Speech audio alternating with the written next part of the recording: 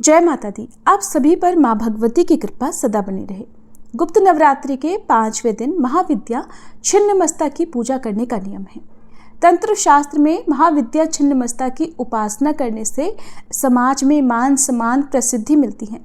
पूर्वी भारत जैसे पश्चिम बंगाल, झारखंड और उत्तर प्रदेश के अलावा नेपाल आदि देशों में इनकी विशेष रूप से पूजा की जाती है।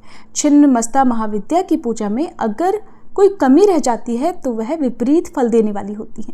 यही कारण है कि आम लोगों के लिए इनकी साधना को उपयुक्त नहीं माना गया है। देवी छिन्नमस्ता की पूजा करने से मनुष्य को समाज में सम्मान और प्रतिष्ठा मिलती है, साथ ही सुख और समृद्धि का वरदान भी मिलता है। देवी अपने साधक को ज्ञान, समृद्धि, विजय, स्वास्थ्य और धन का आशीर्वाद देती हैं। महाविद्या छिन्नमस्ता की पूजा उन लोगों के लिए बहुत प्रभावशाली है जो बांझपन या ऋण से संबंधित या यौन रोग से संबंधित समस्याओं का सामना कर रहे हैं। माँ छिन्नमस्ता की पूजा व्यावसायिक हानि से उबरने में भी सहायता करती है। माँ छिन्नमस्ता की पूजा करने से समृद्धि, स्थिरता और लंबे जीवन के साथ साथ और भी अनगिनत लाभ होते हैं। देवी छिन्नमस्ता को माता चिंतपूर्णी का स्वरूप माना गया है। शिव पुराण और मार्कंडेय पुराण में इस बात का वर्णन मिलता है कि देवी छिन्नमस्ता ने राक्षसों का संहार कर देवताओं को उनसे मुक्त कराया था। देवी छिन्नमस्ता चिंतपूर्णी माँ का स्वरूप है, इसलिए इनकी पूजा कई अर्थों में उनके भक्तों के लिए फलदायी होती है। चिंता को हर कर देवी अपने भक्तों के सभी संकटों को भी दूर करती हैं, साथ ही सभी प्रकार की सिद्धियां भी प्रदान करती हैं। देवी का इसलिए व्रत करना और उनका विधि विधान से पूजन करना बहुत ही शुभ फलदायी रहता है। माँ छिन्नमस्ता अपने गले में हड्डियों की माला धारण करती हैं। उनके कंधे पर यज्ञोपवीत है। देवी छिन्नमस्ता की नाभि में योनि चक्र पाया जाता है। देवी की आराधना गुप्त नवरात्रि के अलावा दीपावली के दिन से करना बहुत शुभ माना जाता है। इनकी पूजा शुक्रवार के दिन भी की जाती है। माँ के प्रादुर्भाव की कथा इस प्रकार है कि एक बार भगवती भवानी अपनी सहचरी जया और विजया के साथ मंदाकिनी में स्नान करने के लिए गईं। स्नान करने के बाद भूख से पीड़ित होकर वे कृष्ण वर्ण की हो गई। उस समय उनकी सहचरियों ने भी उनसे कुछ भोजन करने के लिए मांगा। देवी ने उनसे कुछ समय तक प्रतीक्षा करने के लिए कहा। थोड़ी देर प्रतीक्षा करने के बाद सहचरियों ने जब पुनः भोजन के लिए निवेदन किया, तब देवी ने उनसे कुछ और देर प्रतीक्षा करने के लिए कहा। इस पर उनकी सखियों ने देवी से विनम्र स्वर में कहा कि माँ तो अपने शिशुओं को भूख लगने पर बिना देरी किए भोजन प्रदान करती हैं, आप हमारी उपेक्षा क्यों कर रही हैं? अपने सहचरियों के मधुर वचन सुनकर कृपामयी देवी ने अपने खड्ग से अपना ही सिर काट दिया और इस प्रकार कटा हुआ सिर देवी के बाएं हाथ में आ गिरा। उनके कबंध से रक्त की 3 धाराएं प्रवाहित हुईं। उन्होंने उनमें से 2 धाराओं को अपनी दोनों सहचरियों की ओर प्रवाहित कर दिया, जिसे पीकर वे दोनों बहुत प्रसन्न लगी और तीसरी धारा का देवी स्वयं पान करने लगी। तभी से देवी छिन्नमस्ता के नाम से प्रसिद्ध हुई। देवी छिन्नमस्ता का स्वरूप अत्यंत विभत्स और भयंकर है। देवी अपने एक भुजा में अपना स्वयं का कटा हुआ शीश और दूसरी भुजा में खड्ग धारण करती हैं। उनके गले से रक्त की 3 धाराएं प्रवाहित होती हैं और देवी का कटा मुख और डाकिनी तथा वर्णिनी नामक 2 परिचारिकाएं उन रक्त धाराओं का पान करती हैं। देवी छिन्नमस्ता गुड़हल के पुष्प के समान लाल वर्ण की हैं। उनकी आभा और कांति कोटि कोटि सूर्य के समान है। उन्हें नग्न अवस्था में अस्त व्यस्त केशों के साथ दर्शाया जाता है। देवी छिन्नमस्ता को 16 वर्ष की कन्या के रूप में चित्रित किया जाता है, जिनके हृदय के समक्ष एक नील कमल सुशोभित है। देवी मंगलसूत्र के रूप में सर्प तथा अन्य आभूषणों के साथ कटे हुए नरमुंडों की माला धारण करती हैं। ये तो थी महाविद्या छिन्नमस्ता की पूजा विधि और कथा की जानकारी। नवरात्रि के 5वें दिन माँ स्कंद माता की पूजा भी की जाती है। तो अब सुनिए माँ स्कंद माता की कथा। देवासुर संग्राम के सेनापति भगवान स्कंद यानी भगवान कार्तिकेय जी की माता होने के कारण इन्हें स्कंद माता के नाम से जाना जाता है। ये देवी शक्ति और सुख का एहसास कराती हैं। स्कंद माता सूर्य मंडल की अधिष्ठात्री देवी हैं। इसी कारण इनके चेहरे पर तेज विद्यमान है। इनका वर्ण शुभ्र है। भगवान स्कंद को बाल रूप में गोद में बिठाए हुए ये देवी वात्सल्य से ओतप्रोत हैं। माँ की उपासना के साथ ही भगवान स्कंद की उपासना स्वयं ही पूर्ण हो जाती है, क्योंकि भगवान बाल स्वरूप में सदा ही अपनी माँ की गोद में विराजते रहते हैं। भव सागर के दुखों से मुक्ति पाने के लिए इससे दूसरा सुलभ साधन कोई नहीं है। स्कंद माता कमल के आसन पर विराजमान रहती हैं, इसलिए इन्हें पद्मासना देवी भी कहते हैं। इनका वाहन भी सिंह है। इन्हें कल्याणकारी शक्ति की अधिष्ठात्री भी कहा जाता है। इन देवी की 4 भुजाएं हैं। दाईं तरफ की ऊपर वाली भुजा से इन्होंने भगवान स्कंद को गोद में पकड़ा हुआ है। नीचे वाली भुजा में कमल का पुष्प धारण किया हुआ है। बाईं तरफ ऊपर वाली भुजा में वर मुद्रा में है और नीचे वाली भुजा में कमल का पुष्प है। देवासुर संग्राम में तारकासुर नाम के दैत्य का वध करने के लिए ही भगवान स्कंद की उत्पत्ति हुई थी। प्राचीन कथा के अनुसार कार्तिकेय जी का जन्म भगवान शिव और देवी पार्वती से दूर सरकंडे के एक वन में हुआ था।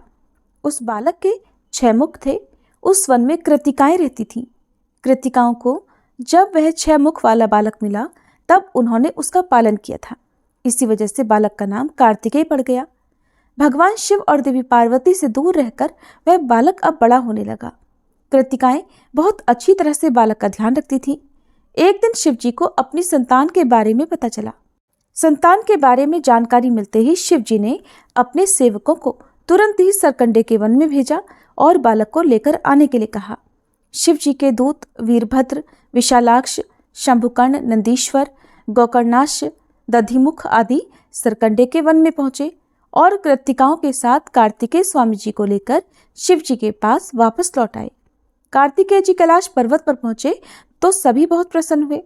शिव जी और देवी पार्वती ने बालक को गले से लगाया और उसे बताया कि तुम हमारी संतान हो। शिव जी पार्वती जी ने कार्तिकेय को परिवार का महत्व समझाया और परिवार के साथ ही समाज की भलाई के लिए काम करने की सीख दी। तब शिव जी ने कार्तिकेय जी से कहा कि तुम बहुत वीर हो, इसलिए पुत्र आज से तुम्हें देवताओं का सेनापति नियुक्त किया जा रहा है। उस समय तारकासुर नाम के दैत्य ने बड़ा आतंक मचा रखा था और उसे वरदान मिला हुआ था कि उसका वध भगवान शिव के पुत्र द्वारा ही होगा। जब कार्तिकेय जी देवताओं के सेनापति बने तब उन्होंने तारकासुर का वध किया था। माँ भगवती के स्कंद माता स्वरूप की असली पहचान उनके पुत्र स्कंद की वजह से ही है और संतानहीन दंपतियों को खास तौर पर आज के दिन स्कंद माता की पूजा अवश्य करनी चाहिए। स्कंद माता की कृपा से निसंतानों को संतान सुख मिलता है और संतान से जुड़ी समस्याएं भी दूर हो जाती हैं। प्रिय श्रोताओ, अब सुनिए महिषासुर मर्दिनी स्तोत्र का हिंदी अनुवाद।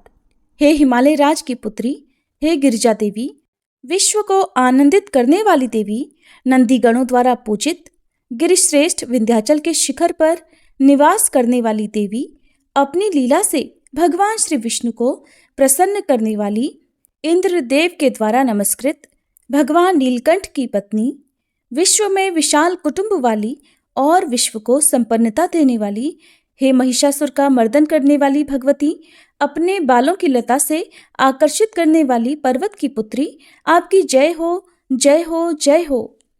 देवों को वरदान देने वाली, दुर्धर और दुर्मुख असुरों को मारने वाली और स्वयं में ही हर्षित रहने वाली, तीनों लोकों का पोषण करने वाली, शंकर जी को संतुष्ट करने वाली, पापों को हरने वाली और घोर गर्जना करने वाली, दानवों पर क्रोध करने वाली, अहंकारियों के घमंड को सुखा देने वाली, समुद्र की पुत्री, हे महिषासुर का मर्दन करने वाली, अपने बालों की लता से आकर्षित करने वाली पर्वत की पुत्री, आपकी जय हो, जय हो, जय हो।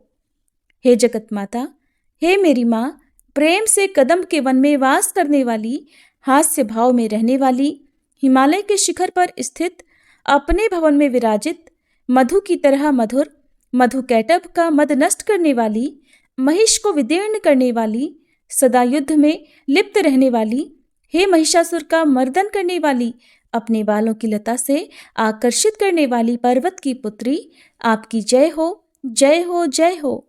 शत्रुओं के हाथियों की सूंड काटने वाली और उनके 100 टुकड़े करने वाली, जिनका सिंह शत्रुओं के हाथियों के सर अलग अलग टुकड़े कर देता है, अपनी भुजाओं के अस्त्रों से चंड और मुंड के शीश काटने वाली, हे महिषासुर का मर्दन करने वाली और अपने बालों की लता से आकर्षित करने वाली पर्वत की पुत्री, आपकी जय हो, जय हो, जय हो। रण में मदोन्मत्त शत्रुओं का वध करने वाली, अजर अविनाशी शक्तियां धारण करने वाली, प्रमथनाथ अर्थात शिवजी की चतुराई जानकर उन्हें अपना दूत बनाने वाली, दुर्मति और बुरे विचार वाले दानव के दूत के प्रस्ताव का अंत करने वाली, हे महिषासुर का मर्दन करने वाली, अपने बालों की लता से आकर्षित करने वाली पर्वत की पुत्री, आपकी जय हो, जय हो, जय हो। शरणागत शत्रुओं की पत्नियों के आग्रह पर उन्हें अभयदान देने वाली, तीनों लोकों को पीड़ित करने वाले, दैत्यों पर प्रहार करने योग्य त्रिशूल धारण करने वाली, देवताओं की दुंदुभी से दुमी दुमी की ध्वनि को सभी दिशाओं में व्याप्त करने वाली, हे महिषासुर का मर्दन करने वाली, अपने बालों की लता से आकर्षित करने वाली पर्वत की पुत्री, आपकी जय हो, जय हो, जय हो। मात्र अपनी हुंकार से धूम्र लोचन राक्षस को धूम्र अर्थात धुएं के समान भस्म करने वाली, युद्ध में कुपित रक्तबीज के रक्त से उत्पन्न अन्य रक्तबीजों का रक्त पीने वाली, शुंभ और निशुंभ दैत्यों की बलि से शिवजी और भूत प्रेतों को तृप्त करने वाली, हे महिषासुर का मर्दन करने वाली, अपनी बालों की लता से आकर्षित करने वाली पर्वत की पुत्री, आपकी जय हो, जय हो, जय हो।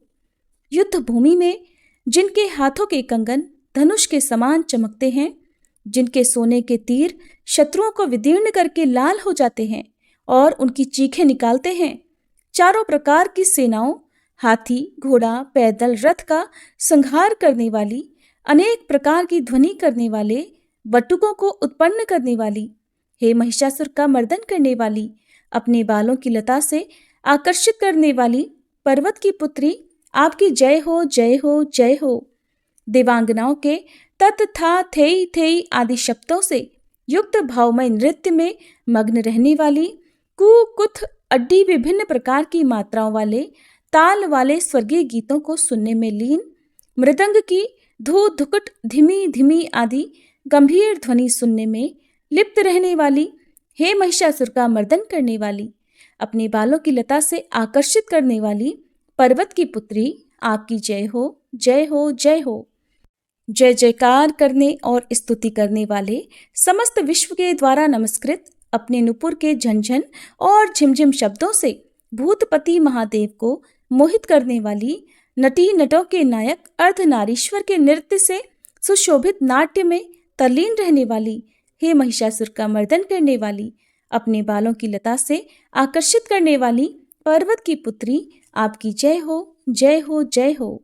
आकर्षक कांति के साथ अति सुंदर मन से युक्त और रात्रि के आश्रय अर्थात चंद्रदेव की आभा को अपने चेहरे की सुंदरता से फीका करने वाली, काले भंवरों के समान सुंदर नेत्रों वाली, हे महिषासुर का मर्दन करने वाली, अपने बालों की लता से आकर्षित करने वाली पर्वत की पुत्री, आपकी जय हो, जय हो, जय हो। महायोद्धाओं से युद्ध में चमेली के पुष्पों की तरह कोमल स्त्रियों के साथ रहने वाली तथा चमेली की लताओं की तरह कोमल भील स्त्रियों से जो झिंगुरों के झुंड की तरह घिरी हुई हैं, चेहरे पर उल्लास से उत्पन्न उषा काल के सूर्य और खिले हुए लाल पुष्प के समान मुस्कान वाली, हे महिषासुर का मर्दन करने वाली, अपने बालों की लता से आकर्षित करने वाली पर्वत की पुत्री, आपकी जय हो, जय हो, जय हो। जिसके कानों से लगातार मद बहता रहता है, उस हाथी के समान उत्तेजित, हे गजेश्वरी, तीनों लोकों के आभूषण, रूप, सौंदर्य, शक्ति और कलाओं से सुशोभित, हे राजपुत्री, सुंदर मुस्कान वाली स्त्रियों को पाने के लिए मन में मोह उत्पन्न करने वाली मनमथ की पुत्री के समान, हे महिषासुर का मर्दन करने वाली, अपने बालों की लता से आकर्षित करने वाली पर्वत की पुत्री, आपकी जय हो, जय हो, जय हो। जिनका कमलदल के समान कोमल, स्वच्छ और कांति से युक्त मस्तक है, हंसों के समान जिनकी चाल है, जिनसे सभी कलाओं का उद्भव हुआ है, जिनके बालों में भंवरों से घिरे कुमुदनी के पुष्प और बकुल पुष्प सुशोभित हैं, उन महिषासुर का मर्दन करने वाली, अपने बालों की लता से आकर्षित करने वाली पर्वत की पुत्री, जय हो, जय हो, जय हो। जिनके हाथों की मुरली से बहने वाली ध्वनि से कोयल की आवाज भी लज्जित हो जाती है, जो खिले हुए फूलों से रंगीन पर्वतों से विचरती हुई पुलिंद जनजाति की स्त्रियों के साथ मनोहर गीत गाती हैं, जो सद्गुणों से संपन्न शबरी जाति की स्त्रियों के साथ खेलती हैं, उन महिषासुर का मर्दन करने वाली, अपने बालों की लता से आकर्षित करने वाली पर्वत की पुत्री, आपकी जय हो, जय हो, जय हो।